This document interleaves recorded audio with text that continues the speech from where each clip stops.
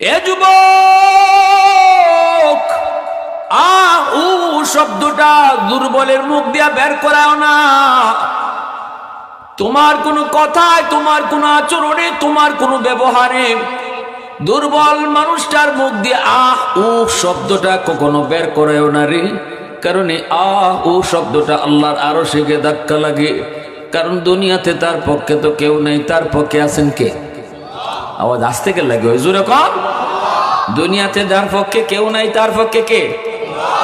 দুনিয়াতে যার পাশে কেউ নাই, তার পাশে কে? এজন্যই সবল মানুষগুলি ভালো করে শুনো। পয়সা আছে আমার বেশি, শক্তি আমার বেশি, অনেক বড় গোষ্ঠী লোক আমার বেশি, ক্ষমতা আমার বেশি। এজন্য সমাজের যে মানুষগুলা বড় দুর্বল, এদের উপরে কখনো জুলুমে যেও না।